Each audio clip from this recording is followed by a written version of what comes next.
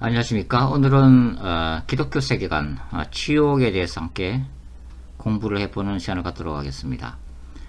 어떤 그 신학적인 주제에 대해서 신학자들이나 또 목사님들이 각자 바라보고 생각하는 관점이 다 다를 수도 있습니다.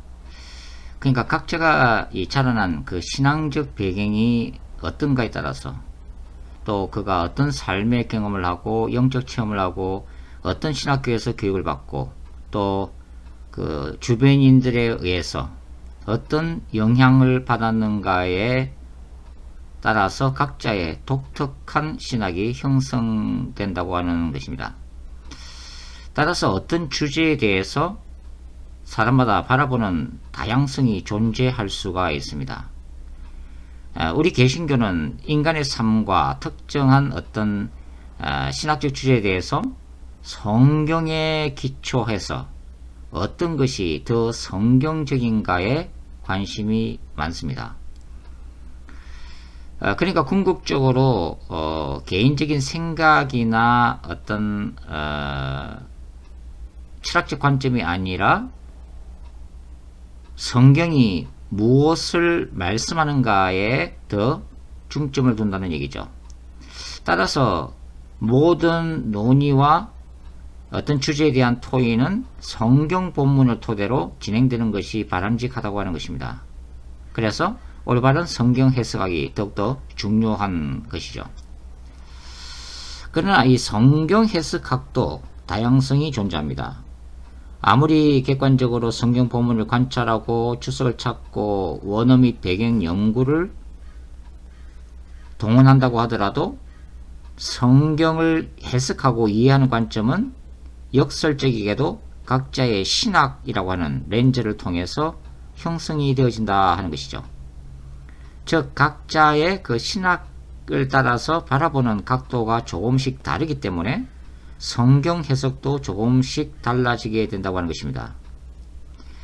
다 같이 이렇게 동의가 되는 공유할 수 있는 그런 성경 해석도 있겠지만 성경 한 본문에 대해서 좀 다르게 해석할 수 있는 여지도 있게 됩니다. 인간이란 어쩌면 자신이 바라보고 싶은 관점으로 성경을 바라보는지도 모르죠. 자, 천국과 지옥이라는 주제도 마찬가지입니다. 어떤 분들은 개신교가 천국과 지옥이라고 하는 이 이원론적 신학적 블랙홀에 빠져서 방황하고 있다고 주장합니다. 불신지옥, 예수천당이라고 하는 이 구태의연한 구호 아래 이 땅에서의 삶과 현실 그리고 역사를 도외시하고 오직 천국 가는 것에만 목숨을 건 결과 삶의 변화와 사회 개혁을 이끌어내지 못하고 타락해서 오늘날 기독교가 개독교가 되었다고 한탄하기도 하죠. 그러나 저는 그 반대로 생각하고 싶습니다. 만일 크리스천들이 그 옛날 초대교회 신자들이 소유했던 그 마라나타 신앙, 주여 어서 오시옵소서라고 하는 이 재림 신앙, 그리고 그 종말론적 신학을 올바르게 이해하고 그것을 견지했다면, 그래서 영원한 천국의 영광과 영원한 지옥의 두려움을 올바르게 깨닫고 있다면 왜 그렇게 쉽게 삶 속에서 죄를 짓고 타락할 수 있겠느냐 하는 것이죠. 역설적으로 천국과 지옥의 실제를 믿지 않기 때문에, 그리고 거룩하신 하나님의 심판대 앞에 언젠가는 서야 할 종말론적인 존재이며 동시에 죄인으로서의 비참한 실존을 깨닫지 못하기 때문에 그렇게 살아가고 있는 것은 아닌가 하는 생각이 듭니다. 성경은 영원한 천국에 대한 궁극적인 소망을 가지고 신자들이 이 땅의 삶을 어떤 삶으로 생각한다고요? 나그네의 삶으로 생각하도록 만든다고 하는 것이죠. 순교자적인 삶을 살아라 라고 가르친다고 하는 것이죠. 그러나 그러한 가르침을 준다고 해서 결코 이 땅의 삶을 포기하거나 도피하거나 무시하라고 가르친 적이 없습니다. 오히려 이 땅에서의 짧은 삶이 영혼을 결정짓는 고귀한 기준이라고 가르치고 있죠. 저는 현대 교회 안에서 그리고 신자들의 이 신학적 범주 안에서 천국과 지옥의 교리가 사라져가고 있다고 생각하는 사람입니다. 적지 않은 현대 신학자들과 불신자들이 가장 싫어하고 혐오하는 주제 중 하나가 뭘까요? 바로 지옥에 대한 교리입니다. 그리고 지옥의 존재를 인정한다고 하더라도 일반 복음주의 교회들이 이해하는 그런 종류의 지옥 개념은 아니라고 하는 거죠. 자, 이제는 그 지옥에 관해서 기술하고 있는 성경의 대표적인 구절들을 한번 찾아보도록 하겠습니다. 마태복음 10장 28절에는 이렇게 기록되어 있죠. 오직 몸과 영혼을 능히 지옥에 멸하시는 자를 두려워하라. 바로 몸과 영혼을 지옥에 멸하시는 하나님을 두려워하라고 말씀하고 있는 구절이죠. 그 다음에 마가복음 9장 48절은 이렇게 기록되어 있습니다. 거기는 구더기도 죽지 않고 불도 끄지지 아니하느니라. 바로 지옥에 대해서 설명하고 있는 구절 중에 하나입니다. 그 다음에 마태복음 25장 46절에는 이렇게 기록되어 있죠. 저희는 영벌에 의인들은 영생에 들어가리라 하시니라. 자, 죄인들은 영원한 벌을 받고 의인들은 영원한 생명을 누리게 될 것이다 하는 구절이고요. 그 다음에 이제 데살로니가 후서 1장 8절과 9절을 읽어보겠습니다. 하나님을 모르는 자들과 우리 주 예수의 복음을 복종치 않는 자들에게 형벌을 주시리니 이런 자들이 주의 얼굴과 그의 힘의 영광을 떠나 영원한 멸망의 형벌을 받으리로다. 자, 여기는 바로 불신자들이 하나님의 임재를 떠나서 단절될 것이고 또 영원한 멸망의 형벌을 받으리라고 바울이 기록하고 있습니다. 그 다음에 요한계시록 14장도 한번 찾아보죠. 10절과 11절 말씀입니다. 거룩한 천사들 앞과 어린 양 앞에서 불과 유황으로 고난을 받으리니 그 고난의 연기가 세세토록 올라가리로다. 짐승과 그의 우상에게 경배하고 그 이름의 표를 받는 자는 누구든지 밤낮 쉼을 얻지 못하리라더라. 자, 여기서 지옥이라고 하는 것은 고난의 연기가 영원토록 올라가는 곳, 그리고 밤낮 그 휴식을 얻지 못하는 것으로 기록이 되어 있습니다. 다시 마태복음 25장 41절 읽어보죠. 그때 그가 왼편에 있는 자들에게 이르되 저주를 받은 자들아 너희는 내게서 떠나 마귀와 그의 천사들을 위하여서 예비한 영원한 불에 들어가리라. 자, 여기서 지옥은 어떤 것으로 묘사되어 있나요? 인간들이 아니라 원래는 마귀와 타락한 어둠의 천사들, 악령들을 위해서 준비된 곳이 바로 이 영원한 불이라고 하는 것입니다. 자, 지옥의 문제에 대해서 현대 신학계에서는 그 논쟁이 굉장히 뜨거운 편입니다.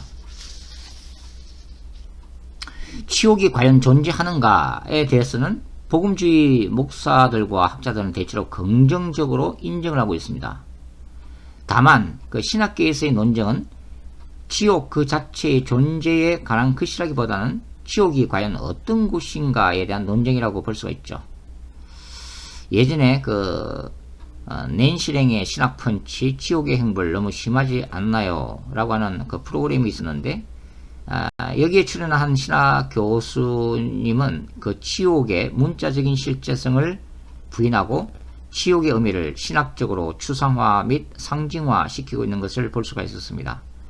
이 신학 교수님의 이런 답변이 사실 오늘날 일반적인 지옥에 대한 복음주의자들의 대표적인 견해로 보여집니다.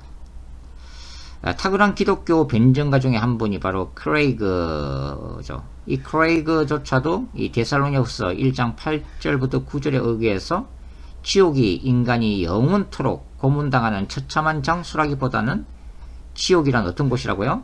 하나님의 임재로부터 인간이 단절되어지는 그러한 고통으로 정의를 하고 있다고 하는 거죠. 세계적인 바울 신학자 톰 라이트는 지옥을 이렇게 정의하고 있습니다. 즉 지옥이란 악인들이 죽은 후에 자신들의 선택에 의해 결국 그들이 원한 대로 인간 이하의 상태로 떨어지는 곳, 이렇게 말하고 있습니다. 자, 지옥이 어떤 곳으로 묘사되고 있죠? 인간 이하의 상태로 떨어지는 곳. 좀 다소 모호한 정의를 내리고 있죠. 특별히 이제 또 톰 라이트는 그 예수께서 마태복음 18장 8절에 보면은 이 지옥이란 말씀하고 있는데, 이 지옥이라고 하는 것이 게헨나입니다. 게헨나. 이 게헨나라는 것이 당시 예루살렘 서남쪽에 위치했던 소위 흰놈의 골짜기를 말하죠.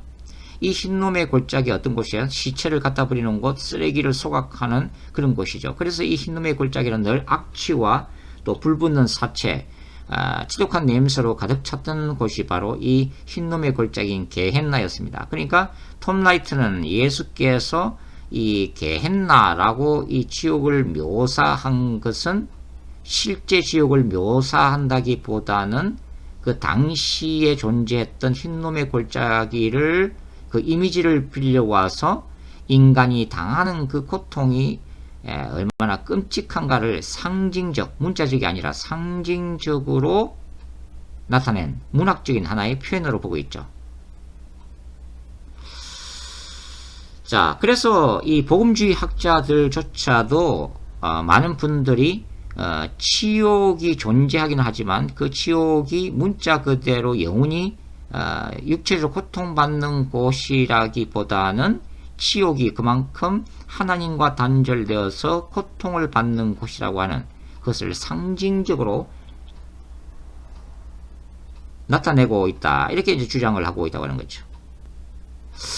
자, 이 치욕의 문자성에 대해서 반대하는 그 사상적 뿌리는 어떤 게 있을까요? 저는 인본주의적 생각이 깔려있기 때문에 그렇게 생각한다고 봅니다. 무슨 얘기냐면, 사랑과 긍휼이 풍성하신 하나님. 자, 하나님은 사랑과 긍휼이 풍성하신 분인데, 그 사랑과 긍휼이 풍성하신 하나님이 인간이 예수를 영접하지 않았다는 그 한 가지 이유만으로 인간을 어떻게 영원히, 한시적도 아니고 영원히 지옥 불 속에서 고문하실 수가 있는가 라는 의문 때문이라고 봅니다. 그래서 이러한 인간적인 의문은 지옥에 관한 구절들을, 성경 구절들을 해석하는 데 큰 영향을 미치죠.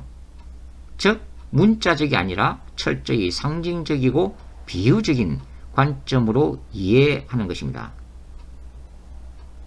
예전에 세계적인 그 전도자 빌리 그리함과 함께 초창기에 복음 전도 사역을 감당했던 전도자 중에 찰스 템플턴이라는 분이 있습니다.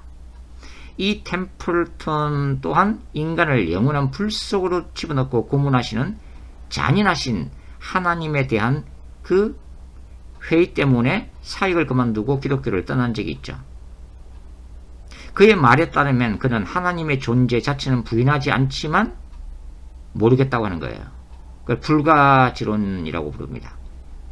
그가 지었던 책이 내가 기독교를 거절한 이유, Farewell to God, My Reasons for Rejecting Christian Faith 라고 하는 책을 쓰고 세상을 떠났죠.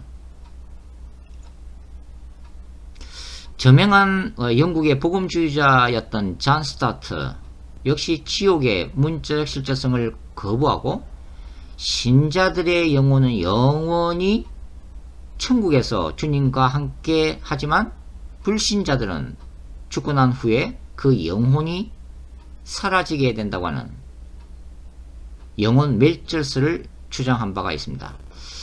이러한 영혼 멸절설은 그 제7일 안식일 예수 재림교에서도 받아들이고 있죠. 여기서도 천국은 인정하지만 지옥은 인정하지를 않습니다. 예전에 그 10,000명이 넘는 대인교회를 목회했던 라펠 목사라고 하는 분이 사랑이 이긴다라고 하는 책을 저술한 적이 있죠. 이 책에서 그는 그 신자들이 보편적으로 받아들이는 의미에서 지옥은 없다라고 선언했습니다. 바로 이 책 때문에 이제 이 책이 출판된 후에 수천 명의 교인들이 교회를 떠난 적도 있었죠. 또 유진 피터슨, 이미 돌아가신 분이죠. 유진 피터슨은 생활 영성 신학자로 유명하신 분입니다. 일상적인 삶 속에서 하나님의 임재를 강조한 책들을 많이 쓰신 분이죠. 이 유진 피터슨 또한 이 문자적인 지옥의 실체를 반대하는 입장에 서 있었던 것으로 알려지고 있습니다. 자, 이번에는 그 리 스트로벨의 책 특종 믿음 사건에 나오는 내용을 좀 살펴보도록 하겠습니다. 이 책을 보면 이 저자는 지옥의 교리에 대해서 세계적인 명성을 얻고 있는 J.P. 모랜드와의 인터뷰를 소개를 하고 있습니다. 이 책에 보면은 그 리 스트로벨이 이렇게 질문하고 있죠. 지옥은 하나님의 기준을 어긴 데 대한 불입니까? 아니면 자신이 선택한 삶에 대한 자연스러운 결과, 즉 하나님과 분리되든 말든 상관없이 내 방식대로 살 거야 라는 사람들이 하나님과 영원히 분리됨으로써 자신이 원하던 바를 영구히 얻게 된 것입니까? 자, 이렇게 질문하고 있는데요. 여기에 대해서 J.P. 모랜드 박사는 이렇게 답변을 하고 있습니다. 제가 그대로 읽어보겠습니다. 둘 다입니다. 오해하지 마십시오. 지옥 자체는 분명 불입니다. 그렇다고 지옥의 삶이 처벌 행위는 아닙니다. 고문도 아니죠. 지옥이 불이라는 것은 하나님과 분리되어 수치와 고뇌와 후회 속에 살기 때문입니다. 부활 상태의 인간은 몸과 영이 모두 있기 때문에 지옥에서 겪는 고통 역시 정신적이며 동시에 육체적일 수 있습니다. 그러나 거기서 겪을 아픔은 하나님과 그분의 나라와 우리의 본연의 창조 목적인 선한 삶으로부터 궁극적으로 영원히 추방되었다는 슬픔에서 비롯된 것입니다. 지옥에 있는 사람들은 자기가 잃어버린 것 때문에 깊이 슬퍼할 것입니다. 또 지옥은 최종 선고입니다. 본인의 지원받은 목적대로 살기를 끝까지 거부한 데 대한 영원한 추방 선고입니다. 그런 면에서 지옥은 불입니다. 그러나 동시에 자기 방식대로 살아온 삶의 당연한 기결이기도 합니다. 자, 이렇게 이제 답변을 하고 있는데요. 여기에 대해서 또 그 리스트로벨은 질문을 이렇게 하죠. 천국이 눈물 없는 곳이라면 어떻게 영원한 지옥이 동시에 존재할 수 있습니까? 천국에 있는 사람들은 지옥에서 영원히 고통당하는 사람들 때문에 슬프지 않겠습니까? 라고 묻습니다. 이 물음에 대해서 모랜드는 이렇게 답하고 있는데요. 첫째, 나는 천국에 있는 사람들이 다음 사실을 알게 되리라고 생각합니다. 지옥은 인간을 하나님의 형상대로 지원받은 내재적 가치의 존재로 존중하는 방식이라는 사실입니다.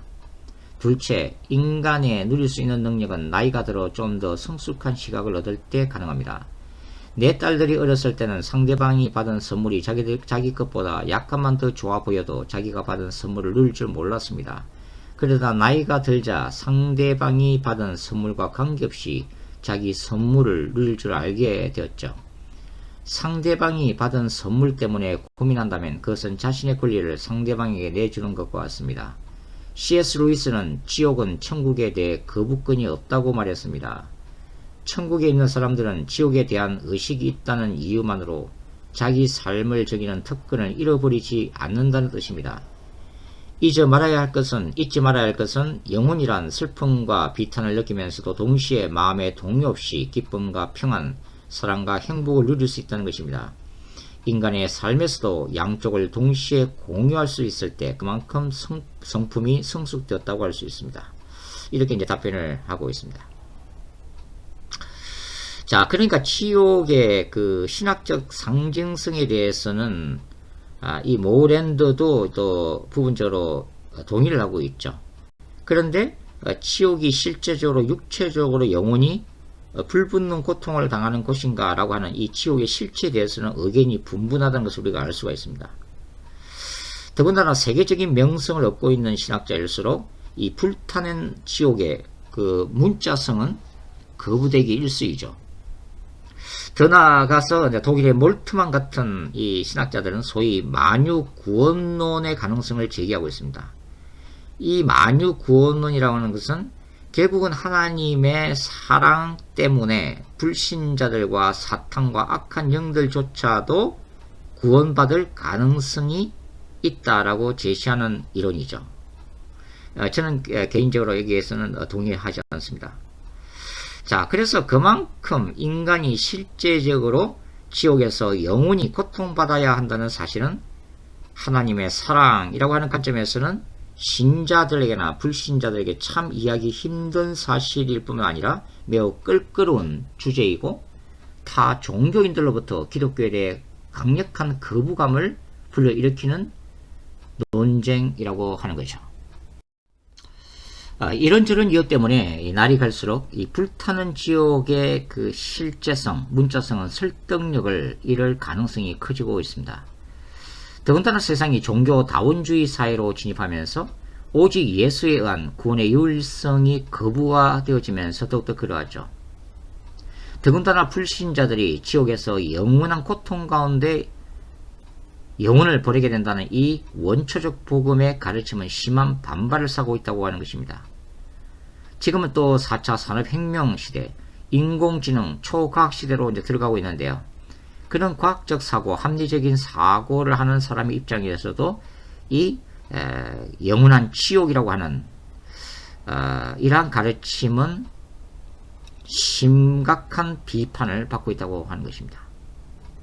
그럼에도 불구하고 저는 이 지옥은 상징성을 가지고 있을 뿐만 아니라 문자적으로나 또 역사적으로나 실제적으로 거부하기 힘들다고 하는 것입니다. 자, 요한계시록에도 이러한 그 지옥의 개념이 나타나 있는데요. 여러분들 요한계시록 20장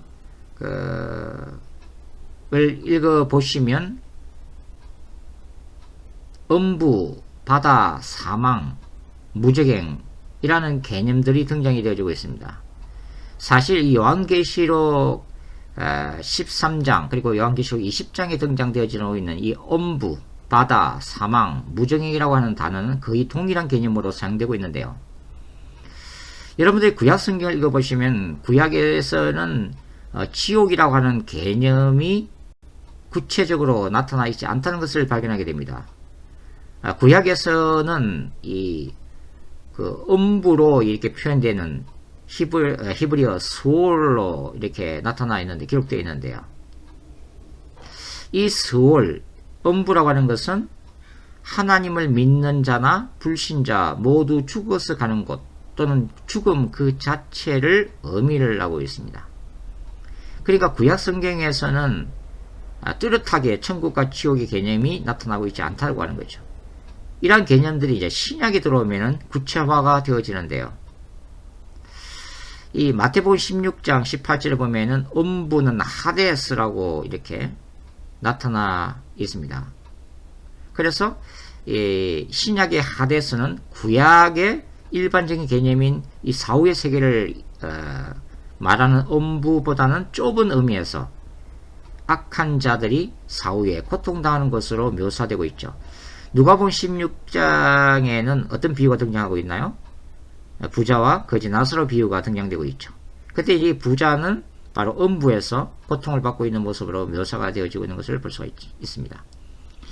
그래서 요약하자면 이 신약에서 음부 또는 사망, 바다, 무저갱 이러한 그 용어들은 일반적으로 그 악의 권세에 거는지면서 불신자들이 죽은 후에 고통당하는 곳입니다. 그리고 동시에 마귀의 처소로 알려져 있습니다. 베드로 후서에는 이 불순종한 범죄한 천사들이 감금당한 장소로서 타로사스라고 하는 단어도 등장되어지고 있죠. 우리가 흔히 지옥으로 알고 있는 이 불신자들이 고통당하는 이 현재적 음부는 영원히 지속되는 장소는 아닌 것 같습니다. 요한은 장차 이 음부마저 영원한 불못에 던져져서 영원한 행불로 이어질 것임을 기록하고 있기 때문이죠. 계시록 20장 14절을 한번 읽어보겠습니다. 이렇게 기록되어 있죠. 사망과 음부도 불못에 던지우니 이것은 둘째 사망 곧 불못이라. 그러니까 우리가 지금 성경 전체로 보면 실제로 성경에서 얘기하는 진짜 지옥, 진짜 천국이라고 하는 개념은 예수님이 재림 이후에 하늘에서 내려오는 하늘과 새 땅, 새 예루살렘 성이 바로 우리가 말하는 진정한 의미에서 영원한 천국입니다. 그리고 예수님의 재림 이후에 백보자 심판이 일어나고 불신자들이 들어가게 될 영원한 불못, 그것이 우리가 얘기하는 참된 의미에서 영원한 지옥이죠. 그러니까 지금 현재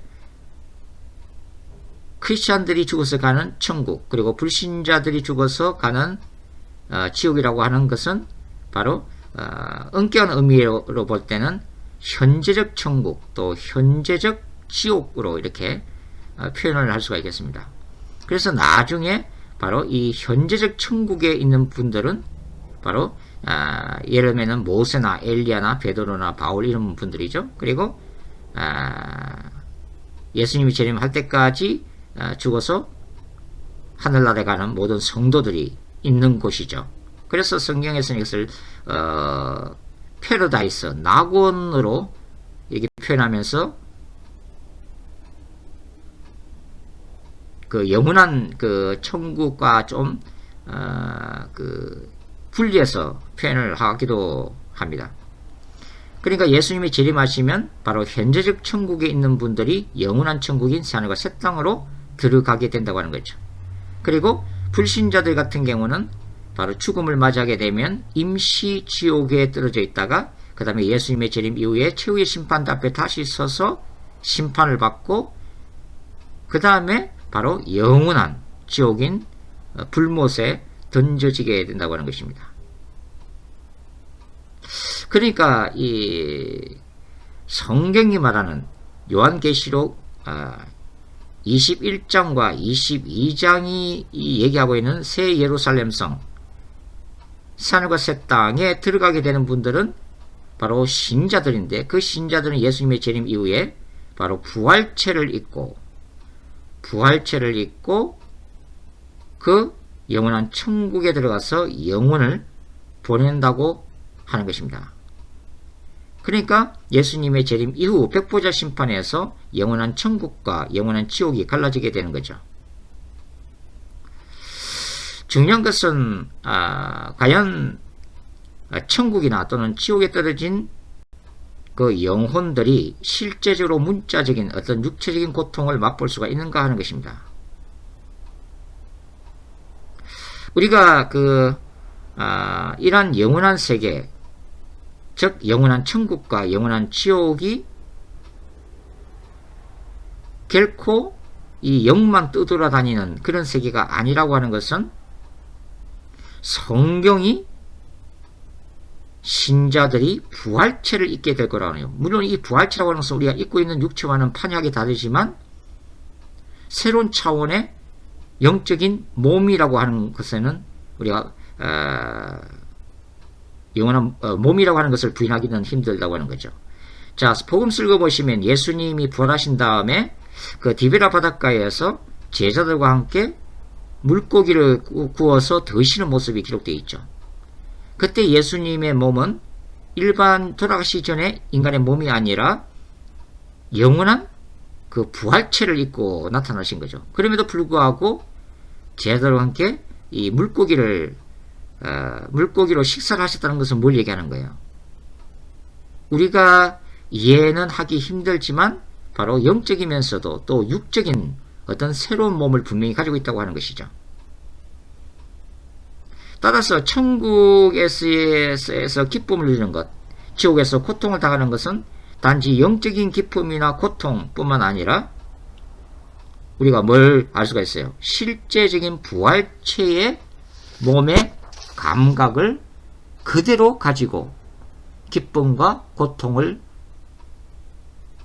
새로운 육체를 통해서도 느끼게 된다고 하는 것입니다.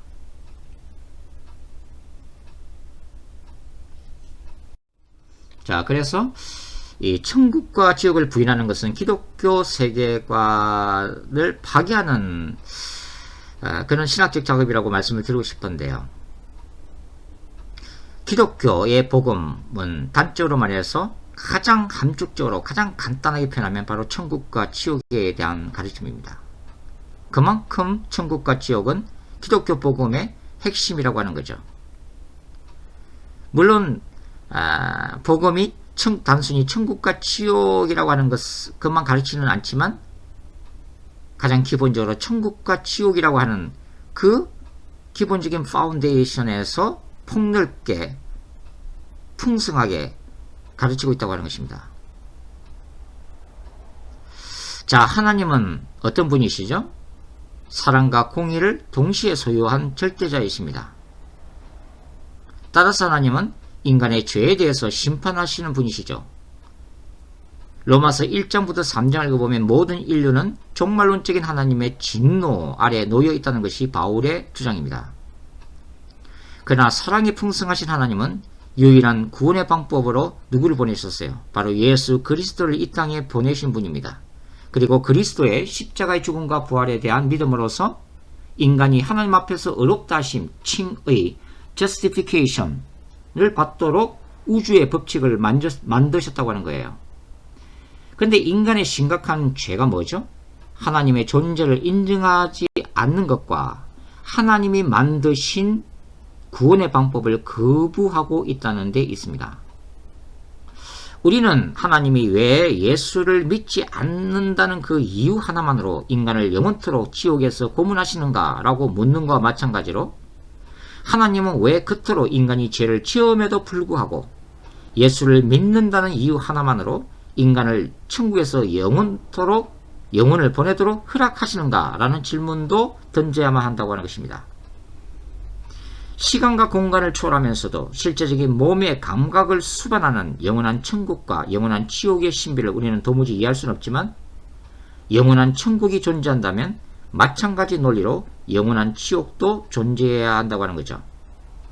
그리고 영원한 천국을 상징적인 의미에서의 거룩한 교회 공동체의 완성으로 볼 뿐만 아니라 문자적으로도 단순히 영으로만 떠돌아 다니는 것이 아닌 새로운 부활체의 몸을 가지고 거주하는 실제적인 공간으로도 성경이 묘사하고 있다면 마찬가지 논리로 지옥 또한 하나님으로부터 영원히 분리된 영적인 고통의 장소라고 하는 상징성뿐만 아니라 뭘 인정해야 돼요?